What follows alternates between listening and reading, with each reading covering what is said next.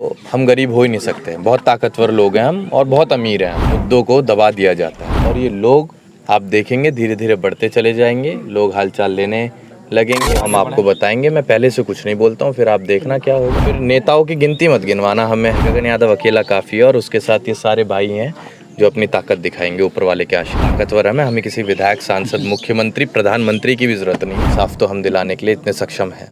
आज हमारा आजमगढ़ का प्रवास था, तो ये सूचना हमारे पास परसों भी आई थी। पीड़ित परिवार से हमारी बात करवाई थी विशाल भाई ने और तब हमने इन्हें कहा था कि बहुत जल्द हम आएंगे। तो आज तो हम एक सामाजिक जिम्मेदारी निभाते हुए पीड़ित परिवार से, उनकी माताजी से बात करने आए हैं और क्या कार्रवाई किस तरीके से चल रही है उसकी जानकारी लेने आए हैं। और यहाँ आकर हमने जब देखा परिवार का रहन सहन, तो हमें ऐसा लगता है कि एक सामाजिक जिम्मेदारी के तहत ये हमारी भी एक नैतिक जिम्मेदारी बनती है कि थोड़ा थोड़ा आर्थिक सहयोग हम भी करें और सब लोगों से करवाने का काम करें, जिससे कि परिवार की दाल रोटी बराबर चलती रहे। क्योंकि परिवार ने एक जिम्मेदार नौजवान को खोया है जो जिसके कंधों पर जिम्मेदारियों का बोझ था और वही एकमात्र लड़का था इनका जो इन्हें कमा कर दे रहा था और घर चलाता था। तो अभी तो फ़िलहाल हम पीड़ित परिवार से इसी चीज़ को लेकर मिलने आए हैं। ये अभी जांच जो चल रही पूरी तरह से हुई नहीं, पुलिस गुमराह, 8 दिन हो गए अभी तक गुमराह, गिरफ्तार नहीं हुए वो लोग। अभी हमें जानकारी दी है इन्होंने कि एसपी साहब कह रहे हैं कि 2 से 3 दिन का समय दीजिएगा। क्राइम ब्रांच को ये मामला हैंडओवर किया गया है। तो अब हम कहते हैं 2 से 3 दिन क्या, आप बल्कि 4 दिन ले लीजिएगा। 4 दिन में अगर आप पीड़ित परिवार को और उन लोगों को संतुष्ट नहीं कर पाए जो इस दुख की घड़ी में पीड़ित परिवार के साथ मिलने आ रहे हैं, तो फिर प्रशासन की ही वो जवाबदेही होगी। तो हम चाहते हैं कि प्रशासन उचित कार्रवाई करे और सीडीआर की हम मांग करते हैं कि एक क्लियर पिक्चर तो हमें तभी मिल पाएगी जब कॉल डिटेल्स हमारे पास आएंगी और उसके बाद ही पता चल पाएगा कि असली मामला क्या था। एक सवाल और सर, ये सबसे बड़ी समस्या है कि हमारे प्रदेश में जो गरीब तबके के लोग हैं, मजलूम लोग हैं, उनकी आवाज़ को अक्सर दबाने का काम किया जाता है। वही हादसा इस परिवार के साथ भी हुआ है, तो इस पे आप क्या अपनी राय रखना चाहेंगे? ये ना सिर्फ इस प्रदेश की बात है बल्कि ये तो इतिहास गवाह है। जहाँ कमज़ोर आदमी होगा उसे दबाया ही जाएगा और हम उन्हीं लोगों का सहारा बनकर अपने संगठन के माध्यम से उन्हीं लोगों के सुख दुख में उन्हीं कमज़ोर लोगों को ताकत देने के लिए आते जाते रहते हैं। तो सिर्फ प्रदेश की समस्या नहीं है, तो जनता कर रही सबकी समस्या है। एक सवाल है जनता के लोगों का है। यहाँ के 10 विधायक समाजवादी पार्टी के हैं। अखिलेश यादव जी हर मुद्दे पे ट्वीट करते हैं और यहाँ पर अब की बार मुद्दे पे लोग नगण्य रहे, कोई नहीं। अभी आज पहली बार ये आपके यहाँ के जो जिला पंचायत सदस्य हैं विजय यादव जी आपसे मुलाकात की आके, इसके बाद अभी तक कोई आया नहीं। यहाँ के विधायक तो नहीं आया, वो भी नहीं आया।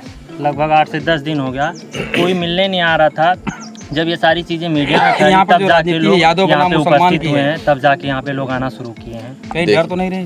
देखिए साहब, डरने की बात, ये सब चीज़ें तो मैं बोलता हुआ अच्छा नहीं लगूंगा।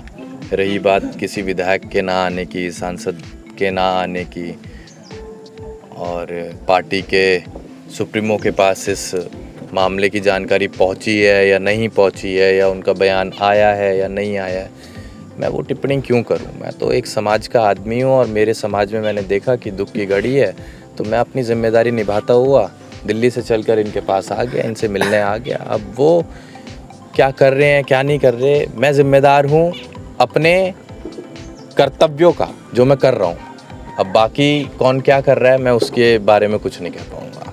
जैसे परिवार की मांग है, जैसे एक लड़का इनका है, तो उसको भी सुरक्षा मुहैया कराई जाए। इसी के साथ साथ जो है इन परिवार को न्याय चाहिए। इनका कहना बस हमें न्याय चाहिए, वो जिस प्रकार से पुलिस प्रशासन करे। परंतु कहीं ना कहीं 8 दिन बीत गए, आज जाके उस मामले को क्राइम ब्रांच में दिया गया है। एसपी साहब ने ये कहा है, अभी बात हुई, अध्यक्ष जी ने बात किया है, तो किस हिसाब से ऐसा लग रहा है कहीं पुलिस भी तो इसमें लिपापोती नहीं कर रही है, ऐसी कुछ? देखिए, आपने अभी कहा था कि गरीबों के मुद्दों को दबा दिया जाता है। है ना। जी हालांकि गरीब शब्द मुझे बहुत बुरा लगता है, कोई गरीब नहीं है। जब इतना बड़ा समाज है और हम सब संगठित हैं तो हम गरीब हो ही नहीं सकते। बहुत ताकतवर लोग हैं हम और बहुत अमीर हैं हम। पर अब रही बात कि प्रशासन दबाव में तो नहीं है, तो आपको ये समझना पड़ेगा जिसके पास आवाज़ उठाने वाले लोग नहीं हैं उनके मुद्दों को भी और उनकी समस्याओं को भी दबा दिया जाता है। और आज आपके पास लोग हैं और ये लोग आप देखेंगे धीरे धीरे बढ़ते चले जाएंगे, लोग हालचाल लेने लगेंगे और जब हालचाल लेने लगेंगे तो आप देखेंगे कि प्रशासन के ऊपर भी प्रेशर क्रिएट होने लगेगा। वो अपनी कार्रवाई और बड़ी जिम्मेदारी के साथ निष्पक्ष जांच भी करेगा। अगर नहीं न्याय होता सर तो आप क्या करेंगे? फिर वो हम आपको बताएंगे। मैं पहले से कुछ नहीं बोलता हूँ, फिर आप देखना क्या होगा, घेराव होगा, किसका होगा। मैं तो बस इतना कहूँगा आपसे, फिर नेताओं की गिनती मत गिनवाना हमें कि कौन नेता आपके इस घेराव में आ रहा है या नहीं आ रहा है। गगन यादव अकेला काफ़ी है और उसके साथ ये सारे भाई हैं जो अपनी ताकत दिखाएंगे ऊपर वाले के आशीर्वाद से, और बहुत ताकतवर है। हमें किसी विधायक, सांसद, मुख्यमंत्री, प्रधानमंत्री की भी ज़रूरत नहीं है। हम बस इस माँ का हमें आशीर्वाद मिले तो इनको न्याय तो इंसाफ तो हम दिलाने के लिए इतने सक्षम हैं।